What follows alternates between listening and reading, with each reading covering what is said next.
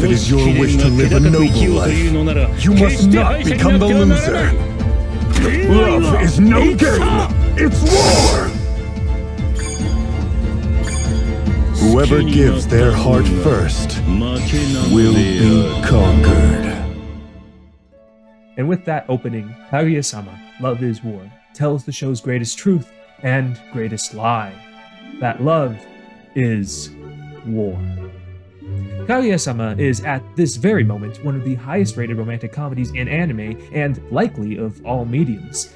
It's currently at war, see what I did there, with Full Metal Alchemist for the highest rated anime on MAL of all time. The manga, which first ran in 2015 and created by Aka Akasaka, has sold over 15 million copies.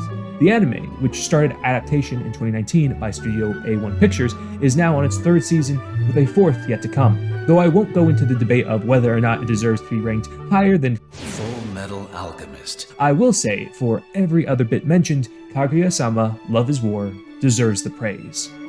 When I watched and reviewed Nichijou for the first time, I mentioned that if that eclectic comedy had more of a through-line plot, I might have taken to it sooner.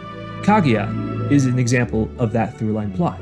A show where our two protagonists, yes, this anime has a talent to make each half of the heart equally strong and realized characters without undermining the other, are in a constant battle to try to get the other to confess to loving them, else they risk losing, as the narrator suggests. The well-to-do, cold-hearted, intellectual powerhouse that is Kaguya Shinomiya can't risk a confession to that of a person of such lower standing, and potentially bring shame to her family name.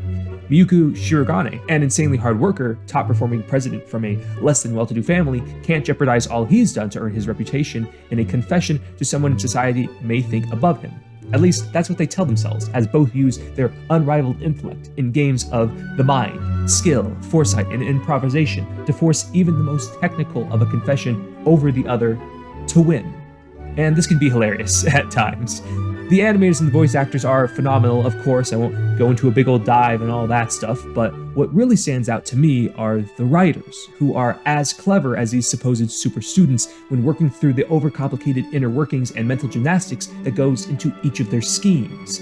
These jokes, while having to actually be funny, also play out a constant back and forth struggle over the most mundane things, as if they are a matter of life and death, like asking someone to go to the movies, or deciding to text someone or leave them waiting for a message. And this is all without allowing either Kaguya or Shirogane to walk away the absolute victor of the battle to maintain essentially an even power dynamic throughout every season. And even with all those inner workings and the various wrenches thrown into battles by oblivious other characters, Kaguya still manages to make each of those battles a joy to watch, and allows us to laugh at the ridiculousness of it all, of its parody of how real, fairly insecure people feel during their first outing with love. I see that, Stella. Put the arrow away. But these intellectual battles aren't the only jokes. The situational and slapstick humor of everyday rom-coms fills in the spots when they aren't at war in the student council room, often surrounding their interactions with the other cast, who are a riot in their own right. One of my favorite soft side jokes is Shirogane's dad, who is voiced by the actor who voices Dio in JoJo, constantly appearing behind Kaguya without warning in the most Dio-like voice possible, and then proceeds to question her about her romantic involvement with his son. It's good-natured, and he only does it to prod her into following her feelings, but my god, is he creepy in the best way possible.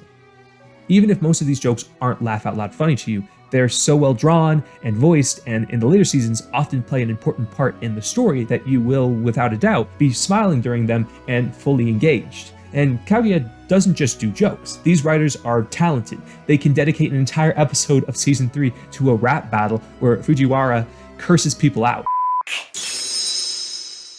It's pretty great. And beyond the jokes and the singing, the writers have created an environment and story that can live beyond its jokes and beyond the basic filler of many cookie-cutter romantic comedies in anime. Kaguya-Sama uses every trope in the book and turns those into its own, elevating comedy and plot through baseline characters who eventually become more multidimensional as the show goes on. Yu Ishigami, the quiet slacker nerd who, while playing that more downbeat and reluctant character very well, is also recovering from emotional trauma he suffered for most of middle school and into high school, and learning to move past that trauma with the help of his friends. Miko, is a naive moral pillar that's slowly learning to grow up, not out of her ideals, but into recognizing the moral gray areas of life and understanding that her view may not always be the best for everyone. Fujiwara, the outlandish girl who could have been the worst handled, is an independent go-getter who's got a lot more driving her than people give her credit for, and is also incredibly talented without losing just that perfect amount of dumbassery that makes her endearing instead of annoying. And then the crowning achievement of this story, the generals of the war themselves, Shirogane and Kaguya.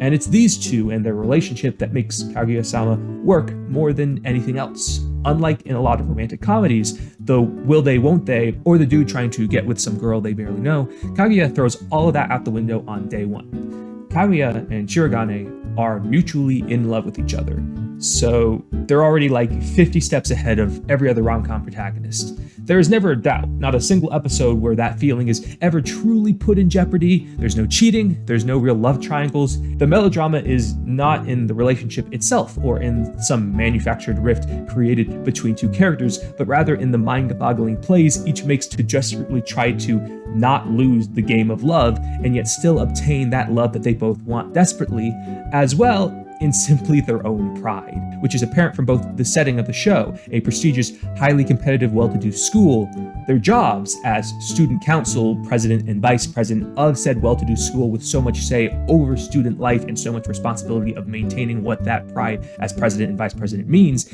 and from their own personalities, which are explored throughout the entire seasons of 1, 2, and 3, won't allow either of them to take what will very clearly make them really happy, out of the fear that it will erase some part of themselves or admit that they are weak in some way. But this isn't just two people coldly trying to make each other confess through mean-spirited tricks and overall bad chemistry. Their relationship is not only just that of one-upmanship, they actually care about each other, hold an honest amount of love and respect for each other long before either of them are willing to verbally confirm it. In multiple instances, in multiple parts of the show, either Kaguya or Shirogane are put in a position where they have a clear advantage over the other through unintended consequences that they did not cause themselves. Kaguya being sick, or the president being overly tired, and a few others, and while they contemplate how this moment of weakness of the other could benefit them, they refuse to capitalize on it. No disturbing lewd scenes, no truly mean-spirited battles. Not every fight is fair by any means, and neither are above really absurd trickery and underhanded tactics, but they both clearly value each other beyond surface-level aspects and would never knowingly do anything to hurt the other. In fact, they often go out of their way when it really matters just to make the other happy, even in spite of possibly losing the game, and to help their mutual friends as well. This isn't just them being nice to them and the rest are just annoying people trying to get in between their relationships. They all really matter in this show. Though it takes 3 seasons for them to officially become a couple, they have been essentially inseparable since season 1 of the show. So all that rooting, all that hope that they can finally get past their own childish pride and do one thing that will make them both the happiest is heartwarming. Every crack in the game, a wonderful thing to see. And all the more so because every character in Kaguya feels unmistakably realized and actually fun to watch. Each of them are more archetypal than Kaguya and Shirogane, but they are played so well and with a lot of more depth and kindness to them that they don't feel like just extras tacked on. So you can say there's more than just one male character in the show or one female character. Hayasake, Fujiwara, Yu, and Miko have such great chemistry between not only themselves, but also the main characters that they could helm an entire season and I would still watch. And that's because Kaguya puts in the work with these characters. Each of them gets their own moments to shine and often their own realized arcs, so they're more than just the typical supporting cast. Kaguya trying to live vicariously through Yu's sarcastic brotherly protection towards Miko thinking Fujiwara is a model student, Fujiwara being taught how to rap by Shirogane so she can go back and teach him how to rap properly in turn, Shirogane using said rap to help Hayasake realize that she doesn't need to always hide behind her own mask, and Hayasake's sisterly relationship with Kaguya. And it goes into a circle like that, as well as other branching relationships. And this and all of the seasons accumulate into an absolutely fire 3rd season, my favorite of the season so far, and the highest rated. And one of the most narratively satisfying seasons of a rom-com I've seen, with actual progress made on not just the main characters, but the side characters. The first few episodes continue the miniature battles of wit, not only between Kaguya and Shirogane, but between the rest of the cast, as their president and vice president have clearly rubbed off on them. We get great development of the usually antagonistic relationship between Miko and Yu, which begrudgingly turns into said brother and sister dynamic, as they both silently keep the other out of trouble. Hayasake and Shirogane have a strong platonic heart-to-heart, where they both grow more comfortable with themselves, and some actually really telling wisdom of love and regret comes from several characters who, while correct, have no real business telling anyone else they should just go confess to people. And two relationships that you're rooting for by the end come to a head at the cultural festival arc. Ishigami gathering up the courage to ask the most popular girl a grade above him out while accidentally confessing to her, and Tsubake, I think that's her name, actually taking what I think is a very mature middle ground of getting to know him before deciding whether to accept or reject those feelings. And of course, Kaguya and Shirogane, both spurred by how soon the next year is coming up, the atmosphere of love around the festival, and Shirogane's acceptance to Stanford University, meaning he's going to skip a grade and move away from Japan, and by next year, he and Kaguya will no longer have a chance to play their games and tiptoe around a confession. They will either waste what little time they have left, or risk it all and their pride to finally achieve happiness in these final few episodes. And in that ending, man, that ending of season 3, in my opinion, was perfect. If the show had stopped right there and there was no season 4, if nothing came after it, I would still feel satisfied. Because of this scene right here. Every mundane day they spent together in the student council room led to that very moment on the tower, with the music growing soft and the animators and voice actors airing each person's vulnerabilities in the open. A silent dual confession after so much effort has been put into it. And to be honest, I love the commitment from Shirogane to ask her to come with him, or give her the option of coming with him, instead of just leaving for a will they won't they cliffhanger. And as basic and cliche as a cultural festival arc is in anime, and how over the top Shirogane's confession was, and how technically they never verbally confirmed they love each other, it's still, in my opinion, the most honest story I've seen in anime of rom-com coming to fruition. And compared to several other shows I've watched, well, I still have a soft spot for Dragon Maid, Tonikawa, and both the anime and manga for Ouran Host Club. Don't judge me. I was early into this. All of those I've watched and read, this is by far the most realized and justified relationship I've seen, where they both fit so well with each other that there was no doubt from episode 1 where this relationship would lead. And also, I want to commend Kaguya-Sama's 3rd season for really pushing some honest-to-God positive messages about love and about gaining the courage and self-confidence to be able to ask someone out. Though we see the downside and triumph of Kaguya and Shirogane finally swallowing their pride after 3 whole seasons, we do, in one single season, get to see Yu Ishigami give it his all to try to get a shot with someone he really looks up to and who he thinks is out of his league. Someone who, in traditional anime tropes, is out of his league. But oddly enough, with the emphatic support of Kaguya living vicariously through Ishigami, and Kaguya's niece, who has her own love triangle issues, but that's played as something that's clearly not going to work out anyway, where Ishigami surpasses his trophy loser status as someone who is proactive at not just simply asking somebody out, but also bettering himself so he feels worthy of reaching out to these people who, generally, if you're just some mopey loser, you would get no shot at.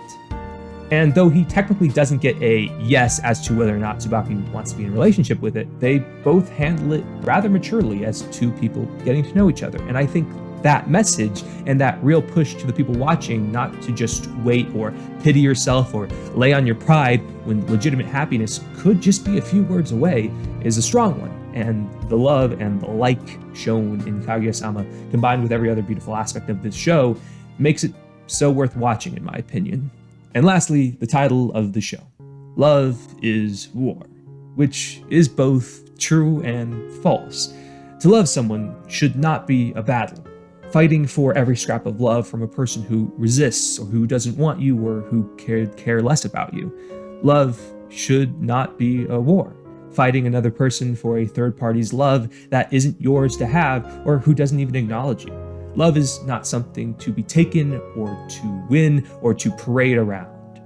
But being able to wage war for love, to fight tooth and nail, to make yourself worthy of that love, to weather every battle, to strike first and hard when necessary, and to retreat when something that was once considered love is no longer something that can be saved.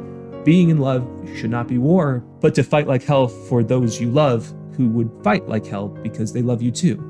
To battle everything holding you back from that chance at love, whether it be pride, it be others, it be your own shortcomings, it be distance, it be your own fear at failure. To have a chance at love and at that happiness.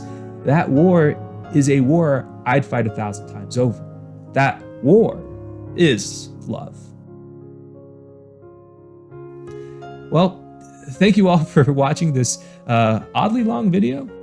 Kaguya-Sama has always been something I've enjoyed, and seeing the characters I care about caring about each other is also a really nice thing to see.